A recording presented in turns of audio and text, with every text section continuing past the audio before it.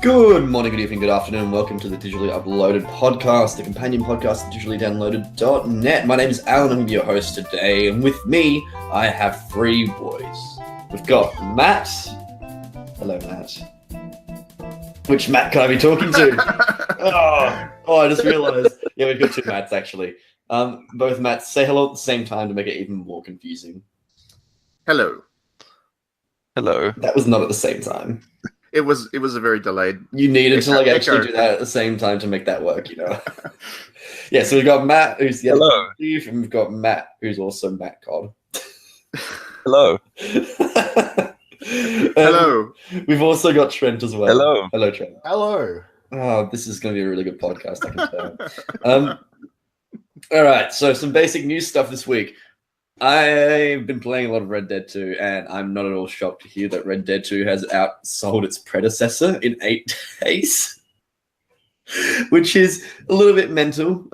So they've managed to ship 17 million copies of Red Dead 2, which is a lot of copies. It's a lot of fish. It is. Does that count digital? That's physical sales. Okay, so digital is probably another 20 or 30 copies. Yeah. So the physical copies included in the 17 million totals in reference to units shipped to retailers instead of those purchased by customers. Yeah, that's a lot of copies. It is a lot. That's a pretty impressive number. That's a lot of money. Realistically, yeah, a lot of like everyone keeps bringing it up. It appears once. You notice it once, and you're like, "Oh yeah, cool," and then you just don't even pay attention again. I'm angry. Yeah, but when it finally outsells GTA 5... Oh, like the most profitable media property of all time, yeah. Yeah, when it outsells GTA 5, you're going to see this pop up, and then we'll be talking about it again. I'm okay with that. I'll keep playing Red Dead.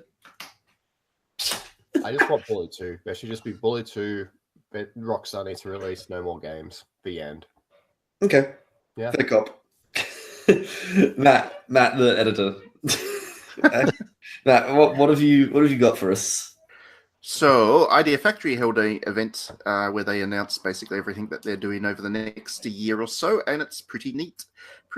So, what have we got? We've got a release date for Death End Request, which is February 2019. We've also got the announcement of 2 new games. One is Dragon Star Varnier, and the other is Ark of Alchemist. And they're also bringing across the visual novel tie-in to the Date Alive anime series, which is Date Alive Rio Reincarnation, and that's pretty good. That's lots of Compile Heart to look forward to for those of us who aren't Alan and like Compile Heart. Because Alan doesn't like Compile Heart. I don't even know what the Compile Heart is, because the name is incomprehensible to human. I don't know why I said human so weirdly there. Okay, name is incomprehensible to human. Yeah, I don't know. It's a game that I just never want to play because I don't know what it's about. It's lots of very fan-servicey JRPGs, Alan. Really not your kind of thing. Aggressively not. Really not your kind of thing. But for people like me, I'm looking forward to it. I know other Matt's probably going to play them too, right, Matt? Yes, I will. Very convincing. You sold it to me, Matt. I had to think about that, but yes, no, I definitely will. I like everything that they do. We still haven't got an announcement for Mary Skelter 2, though. That's disappointing. I was hoping for that. Skeleton? Mary Skelter 2. That was a really good dungeon crawler. Even Matt liked it, and he doesn't like dungeon crawlers usually. So yeah, I was hoping to get more details on that, but we didn't, unfortunately. Oh well, I'm sure we will. Yeah. Matt, what's happened for you? I am very excited that we've got a release date for a game called Grist, which is much sooner than expected. It's coming out on December 13. So anyone who hasn't heard of it, it's coming from Devolver Digital, who released a lot of quirk. And this game looks just very beautiful. It's kind of a platformer in a very surreal kind of looking world about a girl trying to deal with some sort of sorrowful event in her life. Yeah. Oh, Yeah. yeah. Yeah. Yeah. Devolver's good. Yeah. They publish good stuff. They also have the best conferences by far. They do. Yeah. It must be fun working for them. They probably don't force you to work 100-hour weeks. That's why. I love the year where the conference was like a stream for like 24 hours or however long it was. And like Matt had given up watching it and I was still watching it. And I'm like, oh, this just happened. It's so cool. It's like, what? That's still on? It was like hours and hours and hours later. Yeah. They didn't do it this year. It was just a normal conference. Yeah. And Brad Trent. Brad Trent. I saw a tweet earlier and I don't know. Look, Trent, hello. Hello. Yes, it's me. Okay. We're going to talk about YouTube on the Switch. It's now here. It's the first time that, there's been a streaming thing on the Switch for a while because Hulu seems to potentially have had some sort of exclusivity because it's been exactly a year since Hulu launched. But because this is really boring news, I'm just going to do a public services announcement that the Switch does have parental controls. Please download YouTube and ban it if you have small children. Wow. That seems like good advice. Well, it is pretty good advice. I mean, you got to give it to him. It's true. Yeah. Anyway, YouTube on Switch. I mean, I'm sure all of 2 or 3 people would find that useful. Yeah, I can't wait to watch YouTube on a device that I don't have mobile data for. So I have to be tethered to one spot. It's really fun. I just really enjoy sitting down and watching a good old video of white supremacism. It's okay. We're going to head to some music now. I forget what music it is, but it's Miku or some nonsense. It'll be in the thing.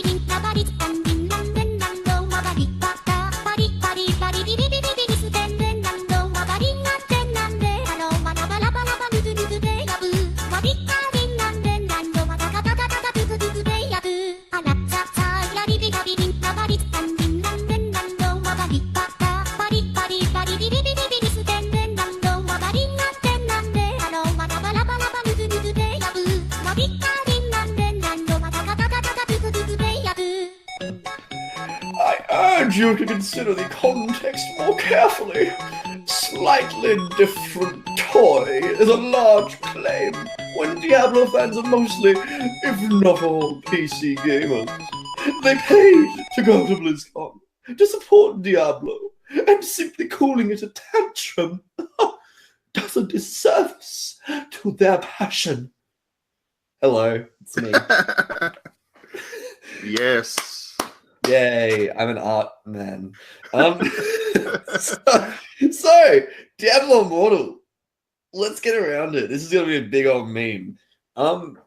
Yeah, so if you were on the internet and were on Twitter You probably would have heard that Diablo announced a new Blizzard. Yep. That Blizzard announced a new Diablo game, and it's betrayed gamers. It's betrayed them, Matt. It's a lot of betrayal happening in the industry right now. There is. Yeah. So the game is not what anyone wanted, and I will give them that because I don't think anyone really asked for a mobile game, but I don't really care because it's still like it's not for those people, I guess. The issue is that, so those of you who don't know what it is, it's a mobile spin-off game set between Diablo 2 and 3. It looks like it's going to be a shitty mobile game because it's going to be a shitty mobile game, but like who actually gives a shit? Yeah, so people were whining that it's not Diablo 4, and it kind of makes me just think that people are 4 years old, as you would realize from that tweet. Like, I urge you to reconsider the context. Yeah, I'm not, my opinion on this is quite well known in that I just don't give a shit. And if you're going to get that vitriolic about a video game that's definitely going to come out at some point anyway, like, it's Diablo, there's going to be another one. There's going to be another one. Like, it's dumb. It's dumb. It's dumb. It's so stupid. It's so stupid. Yeah, I know. I agree. I find it weird that, like, companies are always announcing games that I'm not interested in. EA is constantly announcing new Battlefield games. Activision's constantly announcing new Call of Duty games, and I just don't play them. If I'm not interested in them, I don't know. Maybe there's something wrong with me, but if I'm not interested in the game, I don't play it. Matt, EA's betrayed you. Yeah. I urge you to reconsider the context. Yeah, you should be buying every AAA game every single time one comes out. Every single mobile game. Your game collection should literally cover your whole house. Like, if you're not doing this, you're doing gaming wrong, Matt. But it's not just that. There's also a whole bunch of games that I've liked that have had mobile things announced, and I haven't been interested in them. And games that I would otherwise like new entry of, and I just don't play them. And it's almost like it doesn't fucking matter. It's like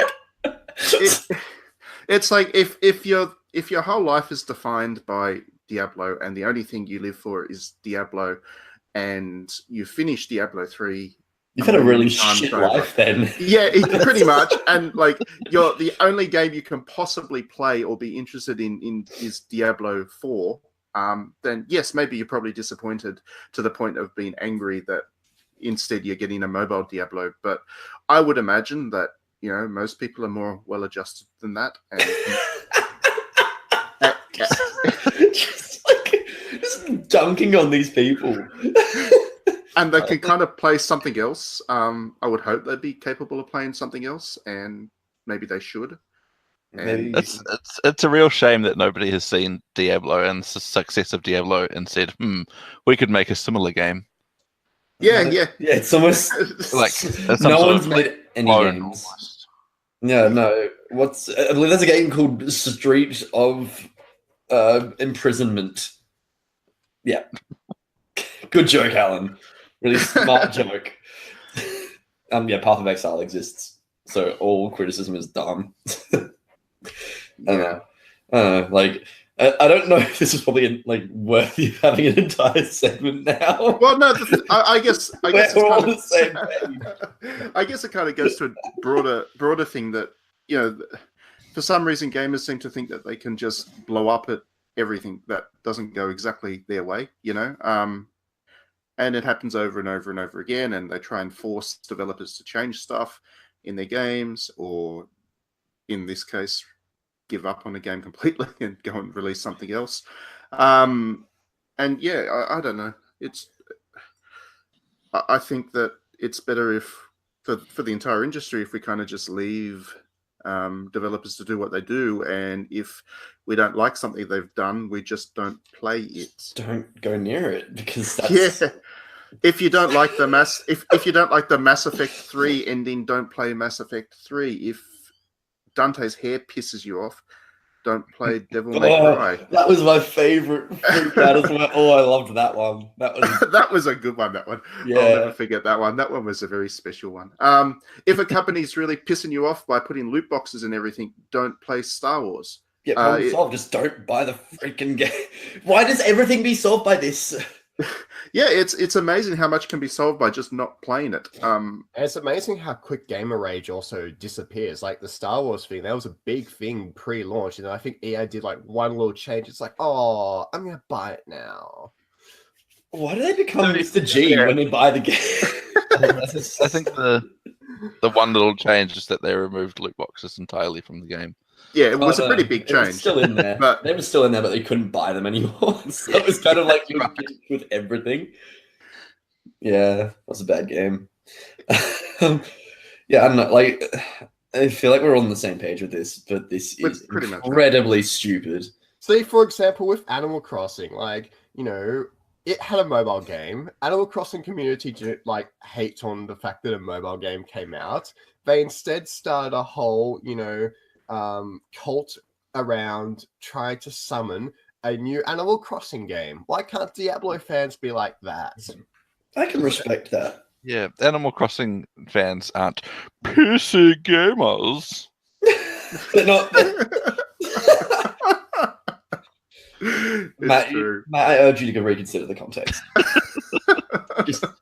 Just come on, just 1 second. It's really hurtful what you're saying, and I don't think you understand the context more carefully. Yes, my apologies. I think one of my favorite things to come out of all of this was when the leak started coming out, suggesting that they were planning a Diablo 4 announcement, but cancelled it at the last minute. Yeah, I'm so happy with that. I think they saw the reaction from the gamers about Diablo Immortal, and we're just like, nah, you guys don't deserve this. I would seriously love it so much if Blizzard, the multi-mega billion-dollar company that makes multi-billions of dollars from Diablo, decides after all of this was like, yeah, we're just going to give up on the billions of dollars because you guys are a bunch of entitled twats and not release Diablo 4 ever. And that would be hilarious for me. I think that would be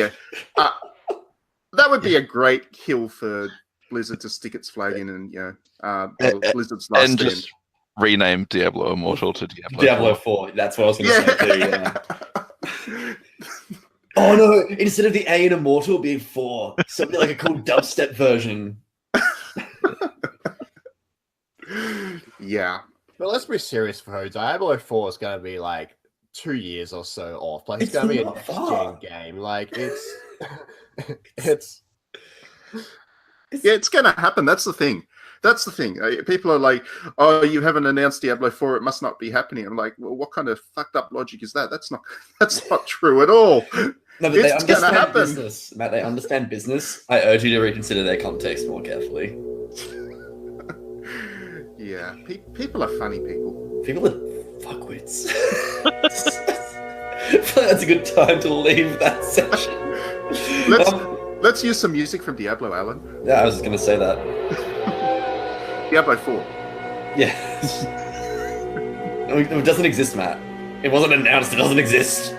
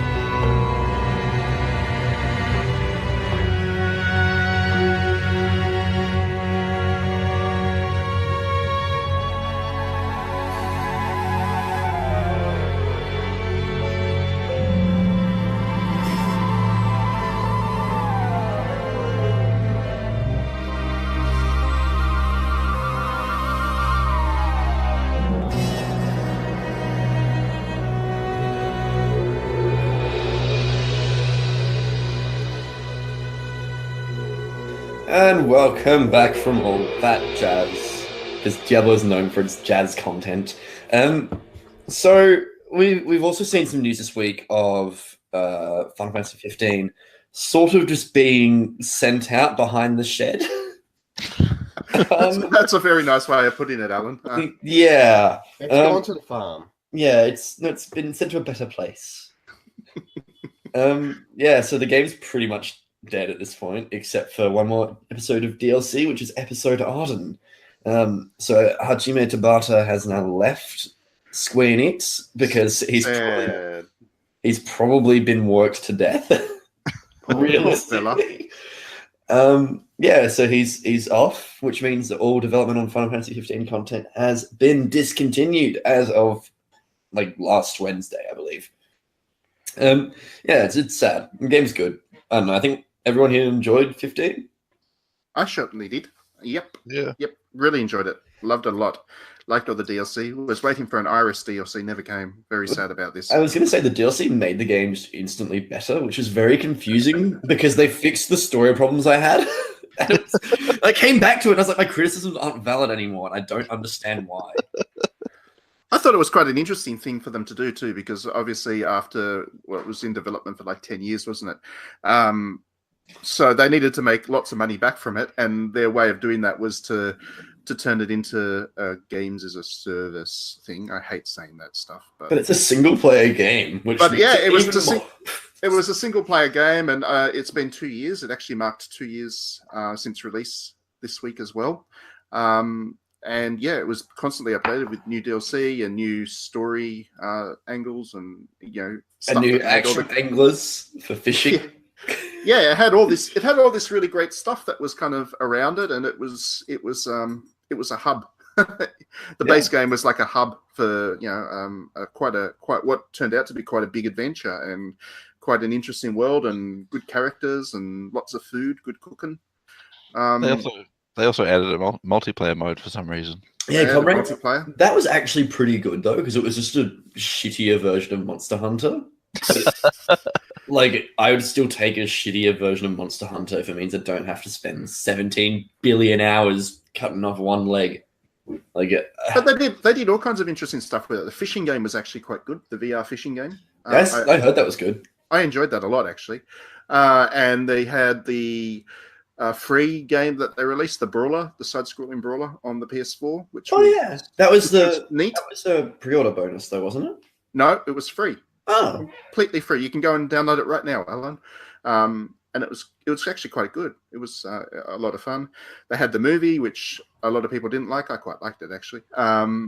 They had this whole structure around it, which was really impressive, and I felt that they ended up with a really interesting world. And I'm quite disappointed that we're not going to get those last 3 DLCs because they would have been good. But I guess. I don't know. I don't know if it was Square Enix deciding that they're done with it, which I can't imagine is the case, or Tabata leaving and then Square Enix having no idea how to actually. They just left like a really cryptic note. It's like, if you want to finish 15, you must follow me these questions 3. Which is probably closer to the truth. He probably left, and Square Enix was like, I have no idea what we're doing with this now. Let's just give it up. They're just sitting in a room that's on fire. Because to work on Diablo 4 mobile. Oh yeah. He's gone to work on Diablo. No, Diablo 4 isn't real though. It doesn't exist, Tren. But yeah, it was definitely his game. I think everybody knows that now. He was brought on late in the project, I believe, and fixed it, and actually got it out, which was pretty impressive because it was not going anywhere under the previous guy. What are you saying? Nomura totally can direct a game and have it come out in a reasonable time frame. So yeah, it was definitely his game, and I guess that's why we're not getting the 3 DLCs, because now that he's not with Square Enix, they didn't see how they could finish it. So I'm still disappointed. I'm very upset. Yeah. I'm going to rage on Twitter. I'm going to urge them to reconsider the context. Yeah, it's only the context. Matt, have you ever considered maybe they're working on Final Fantasy 16? Like, it's just No, they don't. No, want to make there's not money. going to be a Final Fantasy 6. See, there's a new law, Trent, that you can't make sequels to popular games. Especially if they'll make money. Yeah, my mistake. And especially if it's like AAA developers and publishers, they're not allowed to make sequels anymore. So we're not going to get a Diablo 4. We're not going to get a Final Fantasy 16. We're going to have to rage. Yeah, rage Final a lot. Fantasy All the Bravest too. I would laugh if Final Fantasy 16 is a mobile game. That's going to be hilarious. It wouldn't be that shocking. Mobile and on Nintendo Switch. Perfect combination. I'd probably buy it. No, sorry, I didn't consider the context enough. I can't buy it. I'm not a PC game star. I don't know why my brain, a PC gamer, is a barbecue dad.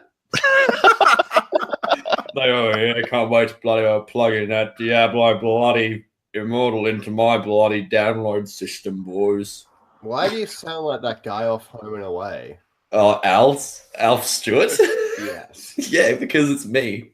Well, we're getting weirdly specific Australian right now for a global podcast. No, you don't understand. It's so everyone who doesn't know what a barbecue dad is, imagine Australian bloke outside a barbecue wearing shorts and thongs and a bing-tang like singlet. That is what we're talking about. Cultural learning. This is a cultural podcast. I urge you to reconsider the cultural context. But what do people think about Final Fantasy 16? To bring it back on topic, Matt, do you think it? I mean, we all assume it's coming, but what might it be? Is the question. What might it be? I reckon it'll be some sort of video game, possibly a toy. I don't know. Yeah, it's going to be a video game. No, it's actually just going to be a series of Could you imagine if it was tubes. Toys to Life and you had little chocker, what are they called? The little birds. Chocobo? Chocobo. Yeah, and they're like little Chocos. toys of them. Chocos. Chocobars. They are called Chocos. All right. Freaking. But it'd be interesting to see if Square Enix goes back to a more traditional approach with Final Fantasy 16. I guess it'll depend on which director they attach to the project. It's Nomura again. If it's tomorrow, it'll never come out. Yeah. It'll never actually happen. Yeah, It's actually just a belt that you can buy and wear. I don't even know Across who'd your be chest. next in line now. Because Square Enix has lost quite a few of its old Final Fantasy talents. So They should give it. Should give it Yoko to Taro. They should bring Yoko Taro in to direct Final Fantasy 16. That'd do it. All they have to do is offer him money, and he'll do it. Yeah. Whoever's saying doing that. Kingdom Hearts or The World Ends With You, whoever did that, just give it to that. Don't give it to Nomura. Do not give it to Do Nomura. not give it to Nomura. do never give Nomura a game project because that's a quick way to kill it. After 10 years of development, it'll be dead.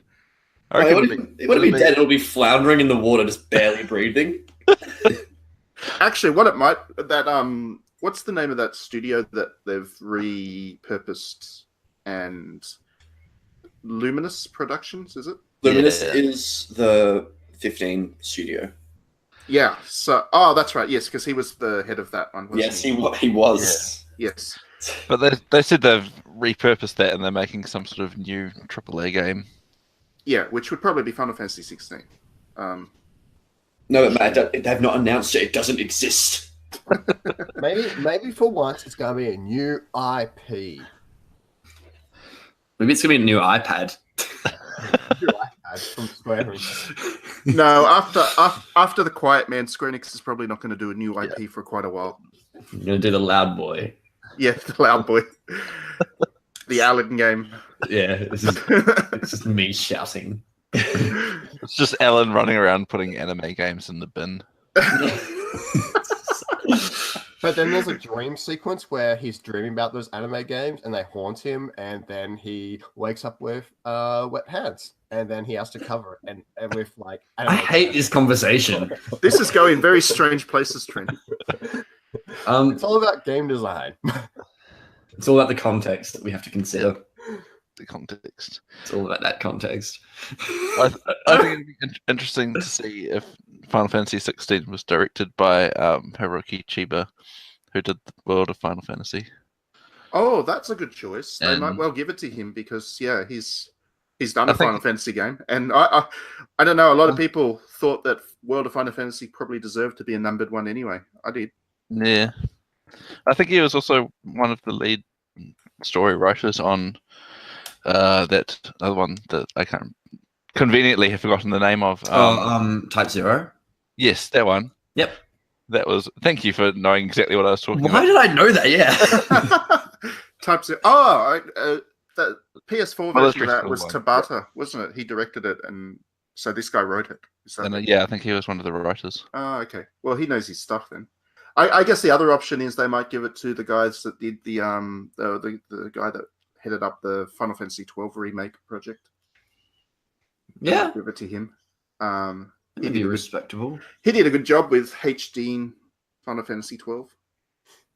Yeah. It's a video game. It's a good one. I still think Yoko Taro is the right choice. Yeah, I feel like Rokotaro is the good choice in every situation, except Yeah. for when you want to make a game that doesn't alienate a whole bunch of people. Diablo 4. Yeah. Could you imagine Yoko Taro taking on Diablo? That would be brilliant. You're acting like I wouldn't be super into that, but I would buy that on release, and I'd urge them to reconsider the context. Yoko Taro should just do every game. He's going to be a very busy boy. Because Automata made a lot of money, didn't it? Automata. Yeah, it did. It made a lot of money. I don't know why I called it Automata. I think it was. Is it up to 3-4 million? Sure. Something like that. Yeah. It's popular. It Yeah. sold good, and they are making a new Nier, but they still haven't confirmed that Yoko Taro's involved. No, we don't know it's real, Matt. It doesn't exist. Yeah, I'm because holding they- it in my this isn't hands. near enough. They absolutely have confirmed that they're making it, but yeah, they haven't told us whether he's going to be involved in it, and if he's not, then that's going to be a very strange thing to do. Yeah. And there's someone equally as weird, like which can, conjure up these amazing ideas. So I'm directing Nier, by the way. All right. Cool. Goichi Suda takes on Final Fantasy. Look, honestly, I would like Swery to do it. Yeah. Oh yes, he'd be great. Wait, it's for Nier or Final Fantasy? Both Oh, at the same both. time. Can Nier be like a futuristic Final Fantasy, like Final Fantasy Nier, like merge the two like IPs together? Did you just say can there be a futuristic Final Fantasy? Trent, Is there a future No. Final you Fantasy? really haven't played too many Final Fantasy No, games, have you you? know what I mean? Like have like a parallel universe where like its future is close to the future of Nier, and like Would you say it's Nier? yes, Ah, good. yes, I yes. That's all I wanted to confirm. Sorry. Final Fantasy 16 and Nier 3 are actually the same game. And Diablo 4. Diablo 4. It's a cross-continental collaboration. I'd actually buy that.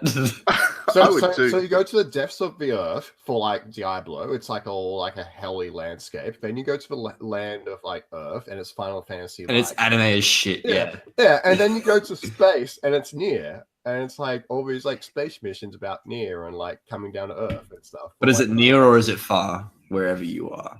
Aren't they on the moon in Nier? Mm. I can't. Go play Nier Automata. Anyway, we're gonna move on. So we get some music from Nier Automata because frick, it's a good soundtrack. It's good music. It's a great sound.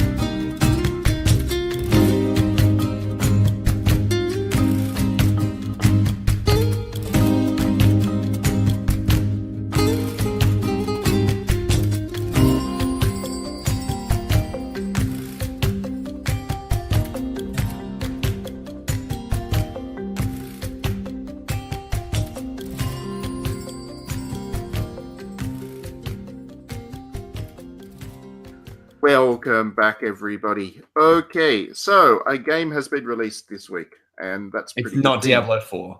It's not Diablo 4. It's not even Final Fantasy 16, but it is a game of sorts. So 1111 Memories Untold, Retold. Oh, God, I can't remember. I hate subtitles in video games. They should just ban them. Hereafter called 1111 was released this week, and it kind of came out of nowhere. I knew that it existed because when it was announced at the start of the year, I think, it was pretty high profile. It had the involvement of Elijah Wood's studio, his new game studio, and it was their first project. And it also had Aardman involved. Aardman being the amazing animators behind Shaun the Sheep and Chicken Run and all those other great Why did you not say Wallace and Gromit? Wallace and Gromit. No, okay, there we go.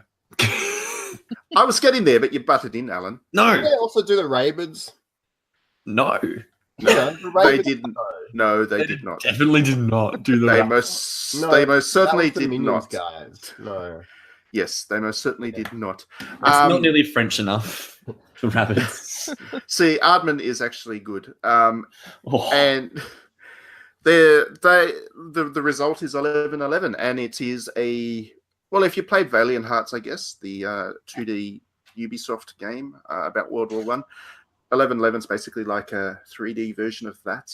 The art style is very impressionist in style, so that kind of brushwork, and then they've animated that brushwork, so it looks really distinct and unique, and it tells a very sober story about war. It's not a pew gun 'em up, which is good, and the release timing is quite good because, as most people should be aware, it's 100 years since World War One finished. Oh, it is. Oh my gosh, it is this year. You're correct. Remembrance Day, yeah. That's So exciting. that's obviously why they timed it for this period. And I think this is, as I kind of said in my review, this is the kind of game about war that all games about war should be. It looks at war in the right context. And yeah, it's not fun to play as such, but it's certainly enlightening and artsy. It's one of those games that kind of reminds you that video games can be used for more than just fun, which is good. Yeah, the birds in your background are agreeing with you. Yeah. Yeah, We're really lucky the cockatoos aren't around. They were around this morning and they were very loud, but no, these are just... They are loud birds. sounds. Yeah, Yeah. they are. No, like honestly, so we went to this section and the first thing Matt said was, okay, we're going to try and sell it to you. And you literally didn't have to do that. So, yeah. I said that. I was the uninformed one saying we're going to sell it to everyone because I've also played it. And everyone's like, well, you're already going to buy it. Yeah, it already looks like a game that I'm sold instantly into. Yeah. It's also really unfortunate though, because I don't want it to get overshadowed, but it's going to get overshadowed, unfortunately, I feel. Yes, by Battlefield 5. And by still points. Red Dead as well, probably. Well, Red Dead at least is a differently themed thing. Battlefield 5 is themed after World War II, isn't it, this year? Yes, it's World War II. It's not World War II. It's themed after World War II. It's a whole lot of crap that uses World War II as a... Yeah, but for gamers, it's all Backdrop. the same. Yeah, and I'm sure some gamers will walk away from Battlefield 5 thinking, hey, this is a really good World War II story, and they won't even play this one, unfortunately, but they should. It should be mandatory to play these kinds of games. And this is the kind of game that should go into like war museums and things like that, so people can get a sense of what war was like. I guess more specifically about it, in 1111 you play as two different characters. One is a Canadian fella, a young guy that's a young photographer, and he gets dragged into the war by a general on the promise of kind of fame and adventure by photographing the front lines of the war. And he quickly learns that it's not the adventure that he was promised. And the other story is a German engineer gets enlists because he hears that his son, who was fighting the war, is in a unit that suffered casualties, and he's not sure if his son was one of them. So he enlists to go to the front lines to try and track down where his son is. And these stories are kind of told, the German stories are told through a series of letters that he sends back home. which are pretty a punch to the gut kind of letters. And the photographer one, you actually get to take photos of what he sees, and they come out looking like the kind of black and white photos off World War One, and they are stunning, and they're all saved to your PlayStation hard drive, so you can then share them around later. But yeah, they're Twitter. you can tweet them out. But yeah, it's a very impactful game. I certainly came away from it having the feels. And one other thing worth noting, there is a piece of DLC that you can buy, which is actually worth buying because it gives you 2 stories about kids that were affected by the war. And it actually, the money goes to War Child, which is a charity that supports kids from war zones. Oh, that's nice. Yeah. So the developers clearly went into this with a very strong intent to tell an actual World War One story, not a fantasy bullshit one like EA and Activision does. And yeah, it's pretty impactful. And it's short. It's only about 4 hours long, so you can play it in an evening, and you should. I thought you were going to say something else after that, but you just sort of stopped, and I was like, okay. It's like, Trent, you shouldn't play it in an evening. You need to have breaks when you play games. You need to have breaks every 2 hours, like when you drive.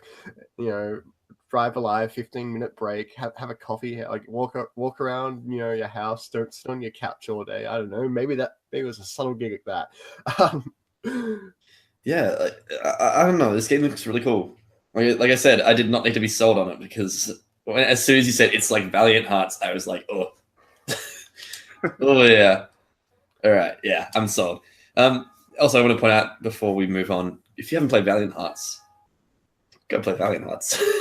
I also just want to say, in terms of like the war sections, like when you're actually in actual like combat in this game, I feel like I was more connected than, say, something like Call of Duty or Battlefront in terms of the actual action.